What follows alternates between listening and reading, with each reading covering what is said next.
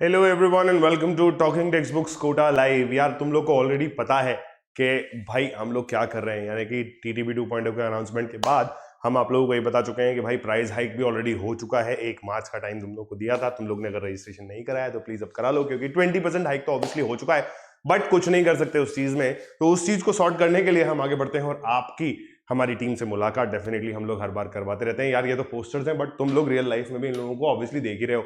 अगर मेरा थोड़ा सा इंट्रोडक्शन देखो तो ये रहा, और उसके बाद अगर टेलीग्राम एप्लीकेशन के इन ग्रुप्स को ज्वाइन करना है तो डेफिनेटली कर सकते हो। क्लास वाइज ग्रुप्स बने हुए हैं ताकि तुम लोग को जो है सैंपल स्टडी मटेरियल देखने का मौका मिल जाए, और सैंपल स्टडी मटेरियल देखने के बाद अगर इच्छा करती है उसको खरीदने की तो you guys can move on to the official website of the talking text books Kota live, which is www.talkingtextbooks.in। वहां पर 2 पैकेजेस तुम्हारे सामने बने हुए हैं। दोनों पैकेजेस का जो है कॉस्ट अभी बढ़ चुका है, ठीक है। फटाफट से एनरोल कर लो यार, और एनरोल करने के बाद पैकेज खरीदने के बाद अगर आप लोगों को ऐसा लगता है कि हमें कोड यूज करना चाहिए, ठीक है, तो फटाफट से AK लाइव कोड यूज कर लो, बिकॉज स्टिल एक्टिव है, विच इज गिविंग यू 30% का इंस्टेंट डिस्काउंट, है ना। और उसके बाद फिर क्या करना है, अगर कोई दिक्कत, कोई परेशानी, कोई दुविधा होती है तो you guys can call on the numbers 9549041111, और else if you want to talk to me and have a chat with me and please wait for the next slides to appear, because वहां पर मेरा Telegram ID और मेरा जो है number वो आप लोगों को दिखता रहेगा, ठीक है। आगे बढ़ते हैं। कार्डिनल प्रॉमिस जो हर बार हम करते हैं, आज फाइनली हम लोग क्या करने वाले हैं भैया, लास्ट चैप्टर का रिवीजन चल रहा है, यानी कि मिक्सचर्स का रिवीजन हम लोग को करना है। एंड मिक्सचर्स का रिवीजन करने के बाद आप लोग का कोर्स कंप्लीट हो जाएगा। मिक्सचर्स के सॉल्यूशंस मुझे दे देना ताकि हम जो है आगे बढ़ पाए, यानी कि अगले साल की पढ़ाई जो है हम टाइमली शुरू कर दें तुम्हारे फाइनल पेपर होने के बाद। आज हम लोग को क्या करना है, वैसे पहले ही बता चुका हूं, लेक्चर नंबर 4 है, रिवीजन है, और चैप्टर नंबर 15 यानी कि लास्ट चैप्टर है मिक्सचर, ठीक है। मिक्सचर के अंदर हम लोगों ने बहुत सारी चीजें देखी थी यार, जिसमें हमने बहुत सारे सवाल किए जो कि डाइस से रिलेटेड थे, क्यूब्स से रिलेटेड थे, और उसके बाद जो है आपके क्लॉक सीक्वेंस से, देन वेन डायग्राम से रिलेटेड क्वेश्चंस थे, और उसके बाद ब्लड रिलेशन के बहुत सारे अच्छे अच्छे क्वेश्चन किए। और फिर हम लोगों ने आगे बात करी इस चीज की कि भैया मिक्सचर्स का इंट्रोडक्शन किस तरीके से होता है। तो ये जो है मिक्सचर्स के इंट्रोडक्शन स्लाइड थी, जहां पर मैंने आप लोगों को बताया कि भाई बेसिक आइडिया मैं आप लोगों को आज देने वाला हूं कि वेन डायग्राम या फिर ब्लड रिलेशन या टाइम सीक्वेंस के जो क्वेश्चंस हैं वो किस तरीके से सॉल्व होते हैं। उसके बाद हमने आपको बताया कि भाई इस तरीके से जो है एक आदमी है जिसकी पिक्चर हमने आप लोगों को बना के दिखाई कि एक आदमी के 2 हाथ, 2 कान, 2 नाक, 1 मुंह और 2 टांगे होती हैं, ऐसा मैंने आप लोगों को बताया, ठीक है। बचकानी चीज थी, बताना कोई इतना बड़ा बात नहीं है। बट फिर हम लोगों ने आगे बात करी कि थ्योरी ऑफ पिक्चर्स क्या है, कि भैया this is a group of animals, मैंने ऐसा आप लोगों को बताया था। कहीं भी अगर आपको एक ग्रुप ऑफ एनिमल्स दिखता है तो आप क्या करते हो कि this is a group of animals. उसके बाद आगे बढ़ते हुए जो रेड वाला सर्कल है उसमें व्हाइट वाली इंक से लिखा हुआ है this is a group of humans, ठीक है। तो मैंने फिर आप लोगों को ये बताया कि भाई एनिमल्स और ह्यूमंस को आप कंबाइन नहीं कर सकते, या फिर आप ऐसे भी नहीं लिख सकते कि बहुत सारे एनिमल्स हैं उसमें कुछ लोग ह्यूमंस हैं, ऐसा नहीं कहते, ऐसा नहीं कर सकते। एक्चुअली वर्चुअली आप कर सकते हो कि किसी इंसान को जानवर बोल सकते हो, मगर अगर सिद्ध करने वाली बात आती है तो आप ऐसी चीजें यहां पर बना नहीं सकते कि भाई कुछ ग्रुप ऑफ एनिमल्स हैं और उसमें थोड़ा सा पार्ट जो है वो ह्यूमंस का है, ऐसा कतई नहीं किया जा सकता। Moving on further, logical Venn diagram क्या क्या होते हैं, तो मैंने आप लोगों को यह बताया था कि भाई 5 टाइप के वेन डायग्राम्स आप लोगों को देखने को मिलते हैं, जो कि आप लोगों के सामने कुछ इस तरीके से बने हुए हैं। अगर हम इसमें रिलेशंस की बात करते हैं, यानी कि जो एक एग्जांपल आप लोगों के सामने लिखा हुआ है which is furniture, chair and table, तो फर्नीचर, चेयर और टेबल को आप इस तरीके से रिप्रेजेंट कर सकते हो, क्योंकि चेयर और टेबल जो है फर्नीचर का पार्ट है। अब आप बोलोगे कि सर पूरे पूरे सर्कल ही बना देते, तो भाई फर्नीचर के अंदर चेयर और टेबल के अलावा भी बहुत सारी चीजें आती है, ऐसा मैंने आप लोगों को सॉरी लेक्चर नंबर 1 में एक्सप्लेन किया हुआ है। आगे बढ़ते हैं, तो हमने कहा फर्नीचर, चेयर और डॉग्स का जो वेन डायग्राम है उसको हम किस तरीके से आप लोगों के सामने लाएंगे। तो फिर मैंने आप लोगों को बताया कि भाई फर्नीचर, चेयर और डॉग्स का जो वेन डायग्राम है उसको आप कुछ इस तरीके से बना सकते हो कि भाई डॉग्स को आपको अलग रखना पड़ेगा, क्योंकि ना तो चेयर वाला पार्ट डॉग्स है, ना तो आप डॉग पे बैठ सकते हो जैसा कि आप चेयर पे बैठ सकते हो, और ना ही आप डॉग को एज अ फर्नीचर यूज कर सकते हो जैसा कि आप चेयर को कर सकते हो, ठीक है। तो हमने क्या किया, फर्नीचर और चेयर को अलग बनाया और डॉग्स को बिल्कुल अलग निकाल के बाहर पटक दिया, जहां मैंने आप लोगों को बताया कि भाई फर्नीचर का कुछ हिस्सा जो है वो चेयर्स के काम आ सकती है, या चेयर्स कह सकते हैं हम कि कुछ हिस्सा चेयर्स है, तो इसलिए ऐसा हुआ। उसके बाद सबसे बढ़िया वेन डायग्राम जो होता है ना यार, ये वाला होता है, इसमें बहुत सारी चीजें चलती हैं, ठीक है। इसको जरा ध्यान से देखो यार, इसको ध्यान से देखने पे आप लोगों को ऐसा पता चलेगा कि तीन चीजें, टेनिस प्लेयर्स, क्रिकेट प्लेयर्स और स्टूडेंट्स की यहाँ बात हो रही है। और इस वेन डायग्राम में अगर मैं टेनिस प्लेयर्स, क्रिकेट प्लेयर्स और स्टूडेंट्स को मिक्सअप करता हूं तो मुझे क्या करना पड़ेगा। अगर मैं यहाँ ध्यान से देखता हूं कि मुझे क्या करना पड़ेगा, तो मुझे ये बताओ भाई कि जो स्टूडेंट है क्या वो क्रिकेट नहीं खेल सकते?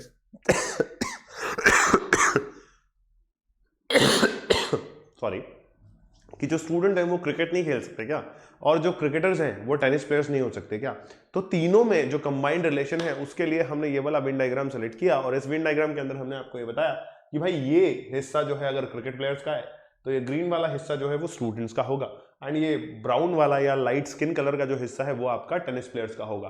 ठीक है, अब इसमें आप ये देखोगे कि यार कहीं कहीं मर्जर्स हो रखे हैं, कहीं कहीं मिक्सिंग हो रखी है। तो ये मिक्सिंग और मर्जर्स वाला जो केस है उसको हमने अलग अलग चीजें बताया कि भाई जहां ब्लू और ग्रीन हिस्सा मिल रहा है वो दो चीजों का कॉम्बिनेशन है, ऐसे ही जहां ग्रीन और ब्राउन हिस्सा मिल रहा है वो दो चीजों का कॉम्बिनेशन है, और ऐसे ही जहां ब्राउन और ब्लू हिस्सा मिल रहा है वो भी दो चीजों का कॉम्बिनेशन है। और अगर आप इस सेंटर पार्ट को देखते हो जहां पर तीन हिस्से अलग अलग कॉमन मिल रहे हैं, तो इसका मतलब आपको यह पता चल जाना चाहिए बेटा कि तीनों का कॉमन पार्ट है, यानी कि तीनों इसमें है। तो ऐसा आप बोल सकते हो कि जो स्टूडेंट है वो क्रिकेट भी खेलते हैं और आपके जो है टेनिस भी खेलते हैं, वो यहाँ पर काउंट हो रहे हैं। तो कुछ स्टेटमेंट्स यहाँ लिखी हुई हैं बिल्कुल साफ साफ, और उनको हमने यहाँ डायग्राम से डिनोट करके बाहर निकाला है। ठीक है, तो इसको भी आप नोट कर सकते हो अगर करना चाहो तो।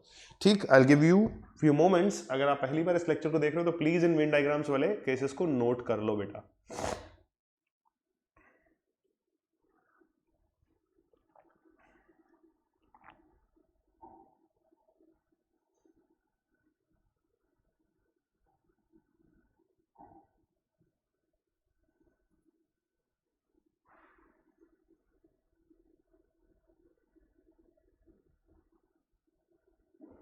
चलिए आगे बढ़ते हैं, और आगे बढ़ते हुए मैं आप लोगों को एक और वेन डायग्राम से रूबरू कराता हूं जो कि है चौथे टाइप का वेन डायग्राम।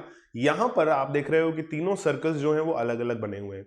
अगर तीनों सर्कल्स अलग अलग बने हुए हैं तो इसका मतलब ये साफ है कि भाई तीनों चीजें अलग अलग डिनोट कर रही हैं या अलग अलग चीजों को डिनोट कर रही हैं। जहां मैंने आपको एग्जाम्पल दिया हुआ है ह्यूमन, फिश और लायन।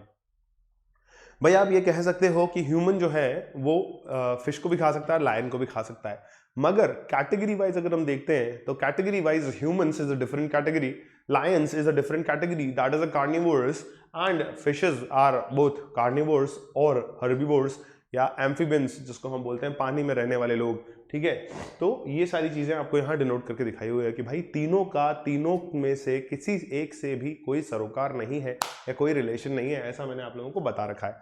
ठीक, आगे बात कर लेते हैं। फाइनल टाइप का वेन डायग्राम है जहां पर मैंने आपको बहुत सारे एक्सप्लेनेशन अलग अलग तरीके से दिए, क्योंकि यहां पर कंफ्यूजन के बहुत ज्यादा चांसेस हैं। तो दो टाइप के वेन डायग्राम, यानी कि एक तो मिक्सचर वाला Venn diagram that is type 3, and एक ये फिफ्थ वाला वेन डायग्राम यानी कि टाइप 5 जो है वो बहुत कंफ्यूजिंग वेन डायग्राम्स होते हैं। अगर इनको आपने ढंग से जो है सॉर्ट नहीं किया या सॉल्व नहीं किया तो आपके मार्क्स पूरे पूरे जाने के पूरे पूरे चांसेस हैं। तो इसको भी एक बार ध्यान से देख लो, मैंने क्या क्या एक्सप्लेन किया था।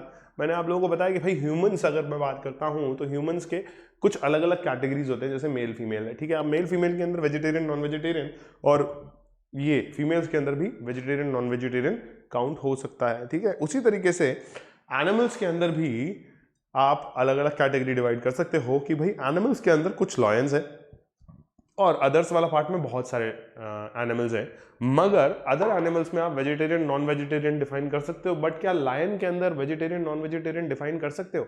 मेरे हिसाब से नहीं कर सकते भाई, क्योंकि लायंस ऑब्वियसली कार्निवोर्स होते हैं, यानी कि वो सिर्फ और सिर्फ नॉनवेज का ही सहारा लेते हैं या फिर नॉनवेज ही खाते हैं। तो आप लायन के अंदर कोई डिवीजन नहीं कर सकते, बट एनिमल्स के केस में आप वेजिटेरियन, नॉन वेजिटेरियन का डिवीजन कर सकते हो।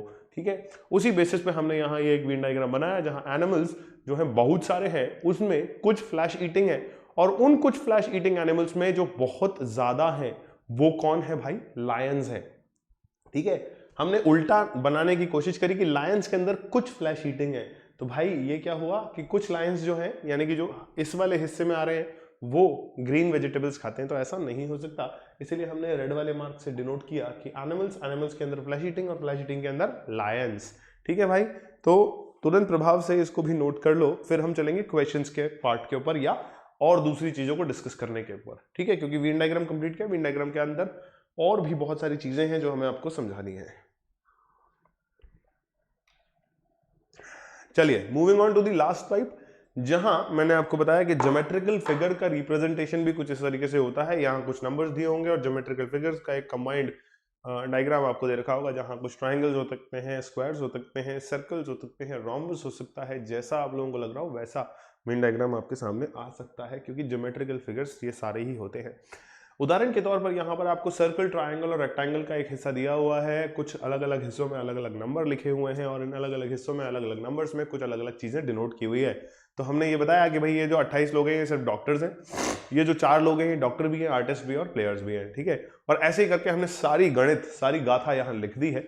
ये थोड़ा इजी टाइप का वेन डायग्राम है, ज्योमेट्रिकल रिप्रेजेंटेशन, क्योंकि आप अगर शुरुआत की 5 टाइप्स को बहुत अच्छी तरीके से सॉल्व कर लेते हो तो geometrical figure representation is a very easy type for you all, right. तो इसको एक बार देख लो यार, ठीक है, फिर हम आगे बात कर लेते हैं।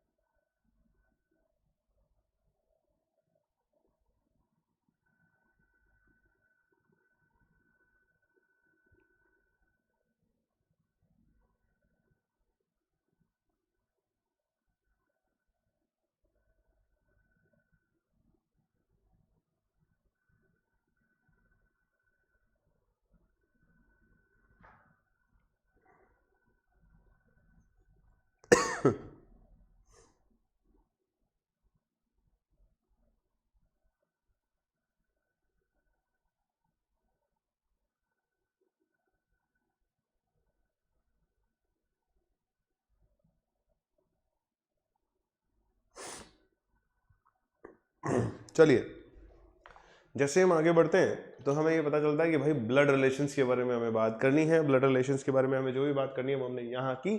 ये रिलेशंस अगर आप लोगों को समझ में आते हैं तो आप लोग ब्लड रिलेशंस के क्वेश्चंस बहुत आसानी से, बहुत इजीली सॉल्व कर सकते हैं। तो इसीलिए मैंने कहा कि भाई इन डायग्राम्स को प्लीज नोट कर लीजिएगा, क्योंकि अगर आपने इन डायग्राम्स को नोट कर लिया तो आपकी जिंदगी सफल बन सकती है।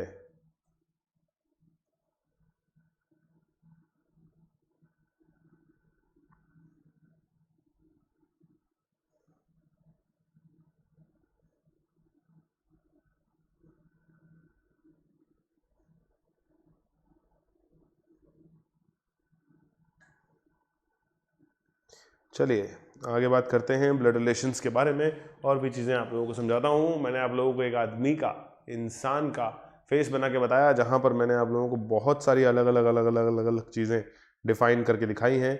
उन डिफाइंड चीज़ों को जब जब आप देखते हो तो आप लोगों को ऐसा एहसास होता है कि यार सारी चीज़ें जो हैं बहुत ईजिली सॉल्व होती चली जा रही हैं, राइट।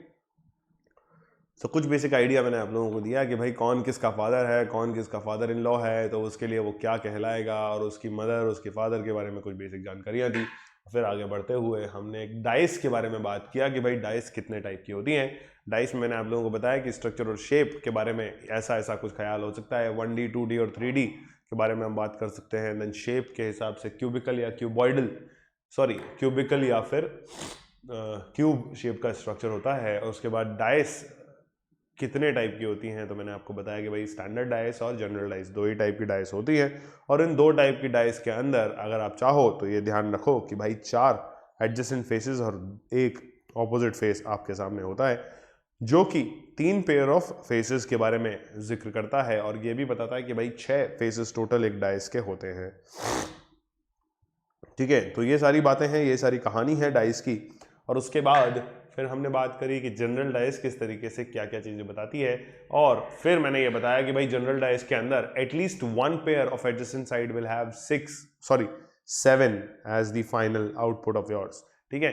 और उसके बाद आगे बढ़ते हुए मैंने आप लोगों को ये भी बताया कि भाई क्वेश्चन किस तरीके से सॉल्व करना है। देन मूविंग ऑन फर्दर, हमने कहा कि स्टैंडर्ड डाइस के अंदर सारे ऑपोजिट फेसेस का सम जो है वो होता है 7, यानी कि 3 ऑपोजिट फेस और तीनों के केस में तीनों का सम जो है वो 7 निकल करके बाहर आने वाला है। ऐसा मैंने आप लोगों को बताया, ठीक है।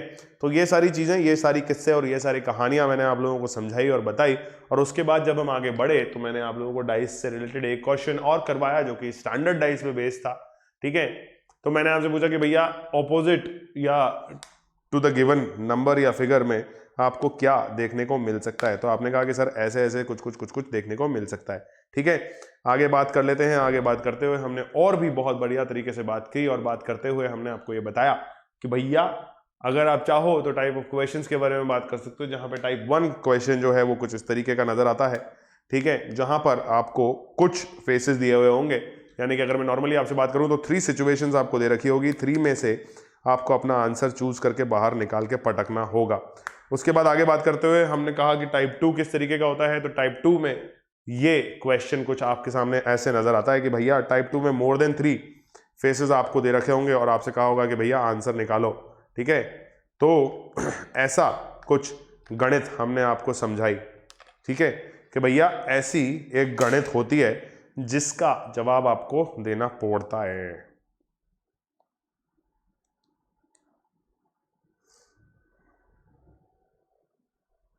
ठीक है भाई, तो ऐसी कुछ गणित आप लोगों के सामने आती है और फिर आप लोग कहते हो कि ये क्वेश्चन है, और फिर फाइनली आता है टाइम बेस्ड क्वेश्चन, यानी कि वक्त पे या घड़ी की सुइयों पे बेस्ड सवाल।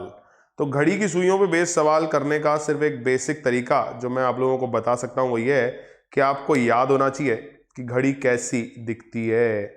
घड़ी डिटर्जेंट की बात यहां नहीं हो रही है, ये मैं आप लोगों को पहले ही बता देता हूं बच्चों, क्योंकि घड़ी डिटर्जेंट से भी आप लोग कंफ्यूज हो सकते हो, ठीक है। तो यहां ध्यान से देखते हुए चलो, और अगर कोई सवाल पूछना हो तो अभी भी पूछ सकते हो, अदरवाइज फिर क्वेश्चंस आ जाएंगे। तो क्वेश्चंस को मैं बेसिक आइडिया देता रहूंगा, बट पूरे तरीके से एक्सप्लेन नहीं करूंगा, क्योंकि अगर पूरे तरीके से एक्सप्लेनेशन चाहिए तो भाई जो लेक्चर ओरिजिनली पढ़ाया है उसी को जाकर के व्यू कर लो, है ना। बहुत लॉजिकल स्टेटमेंट है ना, जो लेक्चर पढ़ाया है उसको जाकर के व्यू कर लो अगर पूरा ही पढ़ना है तो। हाँ, तो फिर रिवीजन क्यों कर रहे हो, राइट। सही कह रहे हैं ना हम। चलिए, सो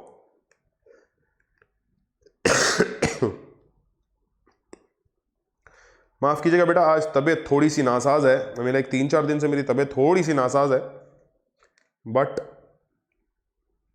क्या ही कर सकते हैं, है ना, कुछ नहीं कर सकते, तबीयत है, ठीक होते होते होएगी, ठीक है। सो आगे बढ़ते हैं, और आगे बढ़ते हुए एक और बातचीत आप लोगों से कर लेते हैं कि भाई टाइम बेस्ड जो क्वेश्चंस आप लोगों के सामने नजर आते हैं वो ये कहते हैं कि बेसिक थिंग्स ऑफ क्लॉक क्या क्या होती हैं। तो मैंने आपको बताया कि 90 डिग्री का एक एंगल होता है जब 12 और 3 के बीच में सुई होती है, या 12 और 3 पे सुई होती है, और इस 90 डिग्री के फेस के अंदर 30-30 डिग्री के सेक्शन होते हैं, और फर्दर ऑन आगे भी बढ़ते हैं तो हर 30 डिग्री के सेक्शन के अंदर 5-6 डिग्री के सेक्शन होते हैं। मल्टीप्लीकेशन अगर आप लोगों को आता होगा तो आप इजीली समझ जाओगे कि ये 90, 30 और 6 डिग्री का क्या लोचा मैंने आप लोगों को सभी को समझाया है, ठीक है। इसके बारे में आगे बात करते हैं और आगे भी हम आपको क्लैरिटी देंगे, मगर टाइम सीक्वेंस की अगर मैं आपसे बात करता हूं तो आपको बेसिक सवाल जो पूछे गए हैं वो ये है कि भाई calculate the difference between clocks. एक क्लॉक दे दी 5 बजे की, एक क्लॉक दे दी 3 बजे की, और बोल दिया कि दोनों क्लॉक्स के बीच में डिफरेंस कैलकुलेट कर लो। तो आप कह दोगे कि सर दोनों क्लॉक्स के बीच का जो डिफरेंस है वो 2 घंटे का डिफरेंस है, क्योंकि 3 और 5 के बीच में एग्जैक्टली अगर मैं बात करूं तो 2 घंटे का ही डिफरेंस होता है, ठीक है। यही सारी बातें यार जो हमें करनी है, यही सारी बातें हैं जो मुझे आप लोगों को बतानी थी। मूविंग ऑन फर्दर, हमने शुरू किया हमारा अगला लेक्चर जो कि है क्वेश्चंस पे बेस्ड लेक्चर के अंदर मैंने आप लोगों को बताया कि what will be the learning outcome for today, कि हम इन सारे टाइप्स के ऊपर जो है क्वेश्चन सॉल्व करने वाले हैं, यानी कि सवालों का जवाब हम देंगे। तो पहला सवाल आप लोगों के सामने आया वेन डायग्राम पे बेस्ड।